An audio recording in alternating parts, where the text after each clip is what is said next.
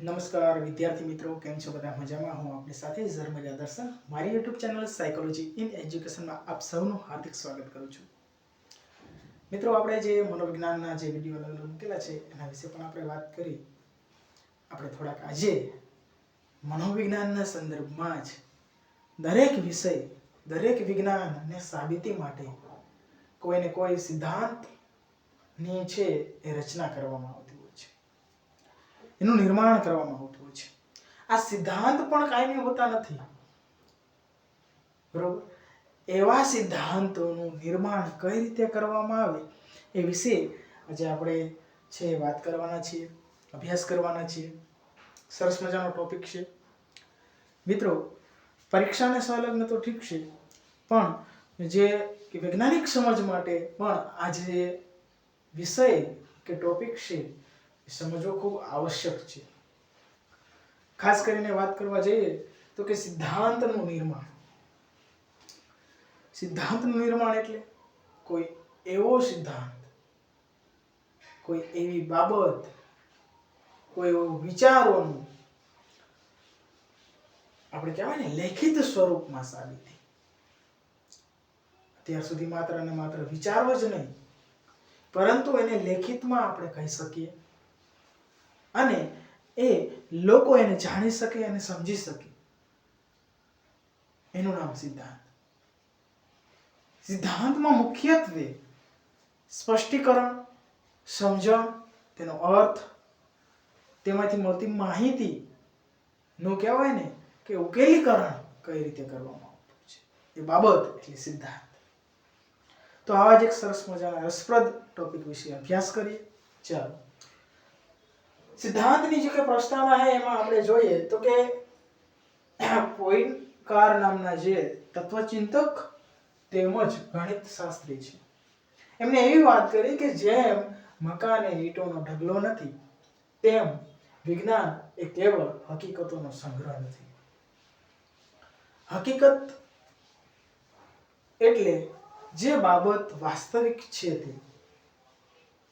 અહીંયા વાત કરી કે જે મકાન જે છે એ માત્ર ઈંટોનો ઢગલો નથી. ઢગલો મીન્સ કે ઢગલો નથી, એ ચોક્કસ પ્રકારની ગોઠવણ સાથે, સ્ટ્રક્ચરાઇઝેશન સાથે એ બિલ્ડિંગ કે મકાન છે એ બનાવવામાં આવેલું હોય છે અને એના કારણે એની ટકાઉ ક્ષમતા એ બનેલી અથવા તો રહેલી હોય છે.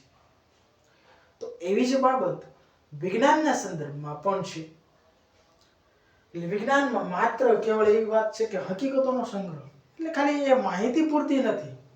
એ માહિતીને સચોટ ક્રમબદ્ધ રીતે કઈ રીતે અને કયા ઢાંચામાં ઢાળવી એ બાબત એટલે સિદ્ધાંત.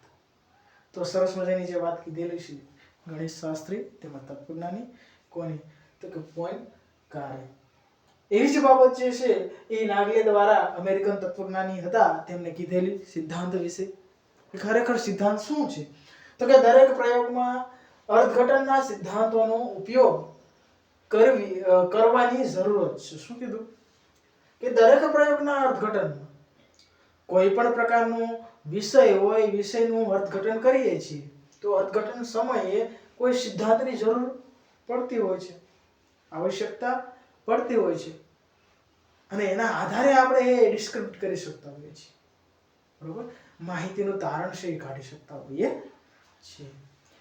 એવી જ બાબત જે મહત્વની કહી શકાય કે નિરીક્ષણ અને પ્રયોગની સાથે સાથે, માત્ર નિરીક્ષણ પણ નહીં અને માત્ર પ્રયોગ પણ નહીં, નિરીક્ષણ અને પ્રયોગની સાથે સાથે જે બાબત છે એની વાસ્તવિકતા કે સત્યતા એ તપાસી શકાતી હોય છે.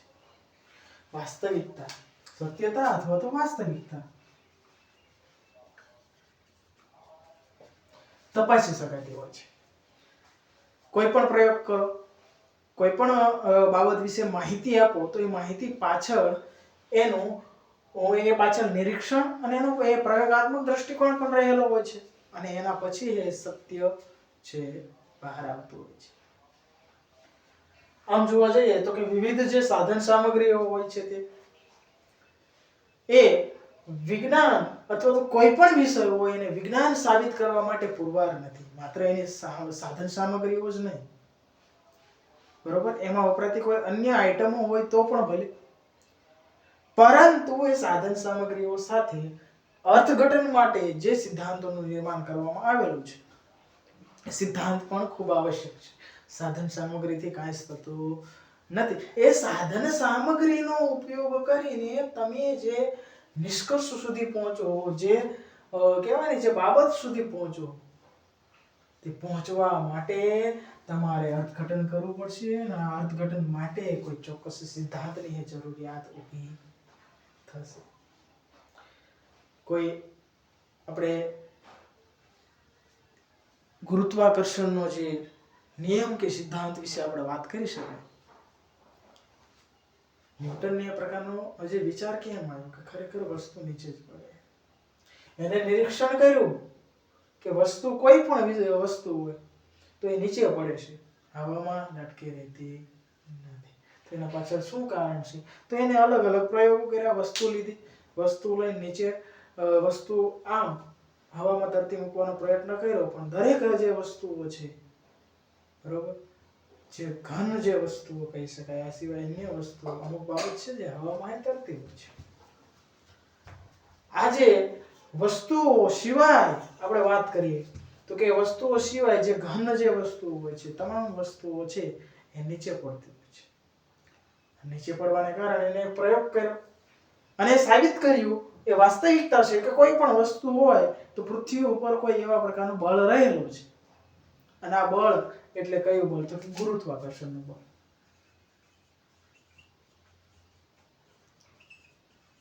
ગુરુત્વાકર્ષણનું બળ. અને એને અર્થઘટન કર્યું અને અર્થઘટન થકી એક સિદ્ધાંત છે નિર્માણ પામ્યો. કયો? તો કે ગુરુત્વાકર્ષણનો નિયમ અથવા તો સિદ્ધાંત. કોઈ પણ વસ્તુ હોય એ છે હવામાં તરતી નથી, એ છે જમીન તરફ આકર્ષાતી હોય છે, બરોબર, ખેંચાતી હોય છે, એટલે એને ગુરુત્વાકર્ષણનો નિયમ. આજ સાથે આપણે જોવા જઈએ તો કે સિદ્ધાંત એટલે શું, સિદ્ધાંતનો અર્થ શું છે, એની વ્યાખ્યા શું છે, એને સમજવાનો પ્રયત્ન કરીએ. કે સિદ્ધાંતનો અર્થ એટલે તો કે વિજ્ઞાનના સંશોધનમાં એક પ્રકારની વિધિસરની વૈચારિક પ્રક્રિયા છે જે આનુભવિક પ્રક્રિયાથી વિરોધી છે. શું આ વાત કરી આપણને? એક તો વિધિસરની વૈચારિક પ્રક્રિયા એટલે અહીંયા આપણે વાત કરી શકીએ કે ક્રમબદ્ધ પ્રક્રિયા, ક્રમબદ્ધ વૈચારિક પ્રક્રિયા, એક પછી એક ચાલતા વિચારોનું એક સંગઠન કે માળખું, એવી પ્રક્રિયા છે. અને આનુભવિક પ્રક્રિયાથી વિરોધી પ્રક્રિયા છે. અનુભવિક એટલે કે અનુભવ પૂરતું મર્યાદિત નથી. જે કોઈ સિદ્ધાંતનું નિર્માણ કરવામાં આવતું હોય તો માત્ર અનુભવ, ખાલી આને અનુભવ થયો કોઈ વસ્તુ એ નીચે પડે, બરોબર, તો એ માત્ર આ સિદ્ધાંતનું નિર્માણ ન થયું હોત, આની શોધ ન થઈ હોત, એવો નિયમ ન આવ્યો હોત કે ખાલી એને ઓબ્ઝર્વેશન કર્યું હોત, એના અનુભવમાં ખાલી રહ્યું કે કોઈ વસ્તુ એ નીચે પડે.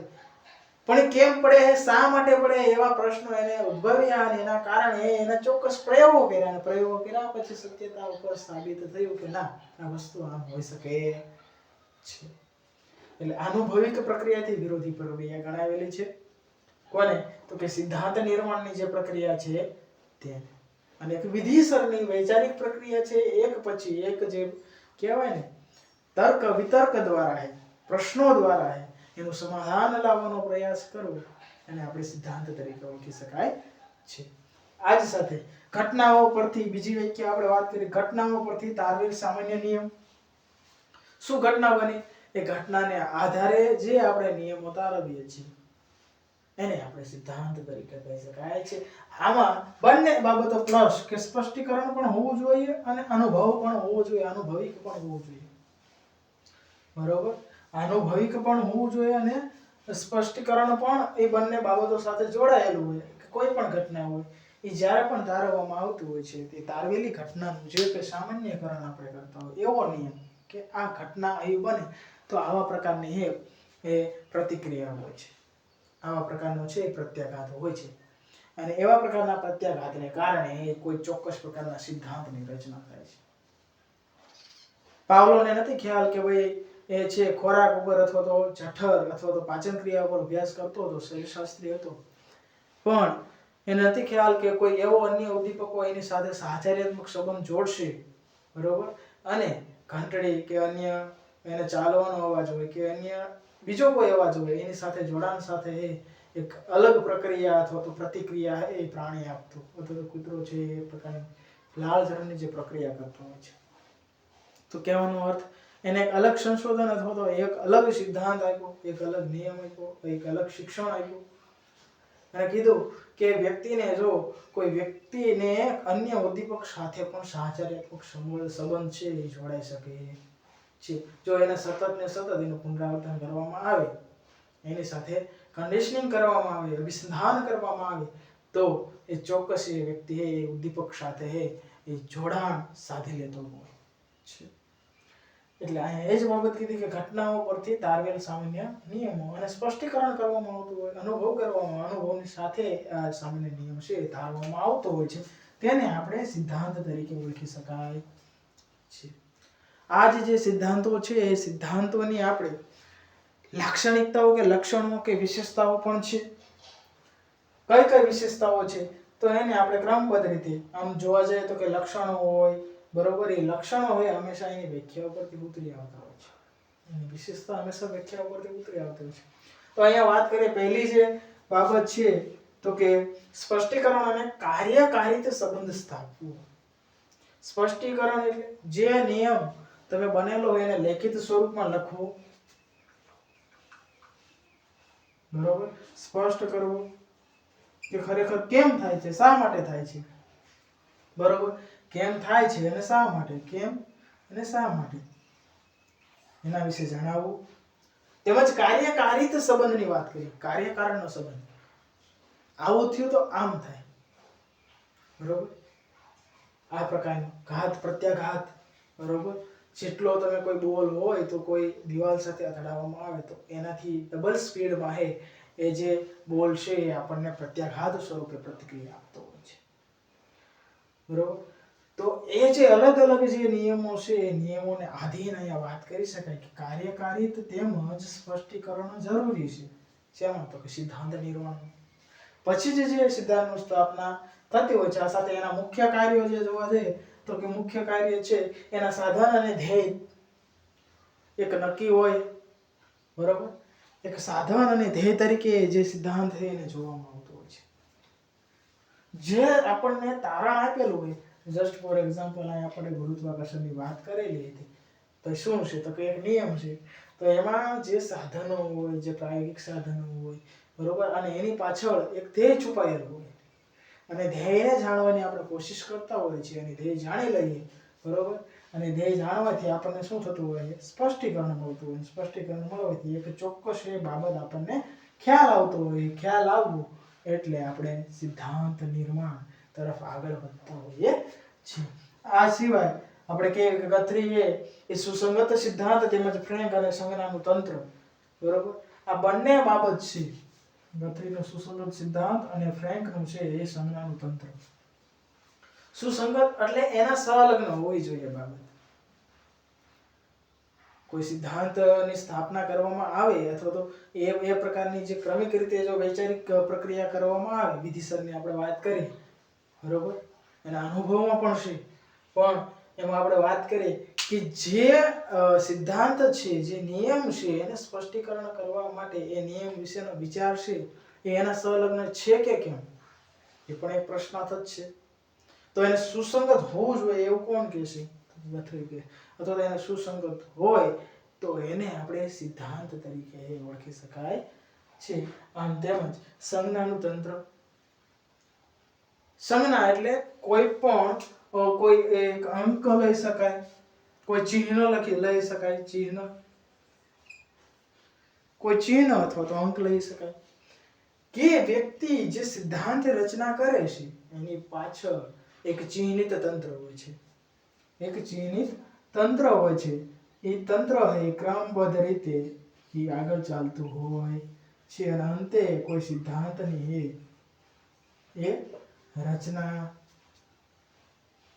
થતી હોય, તંત્ર ક્રમિક રીતે આગળ ચાલતું હોય અને પછી એ સિદ્ધાંતની રચના થતી હોય. એટલે કે સંજ્ઞા થકી કોઈ સંજ્ઞાત્મક દ્રષ્ટિએ પણ જોવાનો પ્રયત્ન કરે, બરોબર, જેમ કે શૂન્યની શોધની વાત કરી શકાય, બરોબર, પાઈની કિંમતની વાત કરી શકાય. આ જે ગાણિતિક જે બાબત છે એ સંજ્ઞાનું તંત્ર સંજ્ઞા એટલે માત્ર ચિહ્ન જ નહીં, આ ચિત્ર પણ આપણે કહી શકાય, ચિત્ર. બરોબર.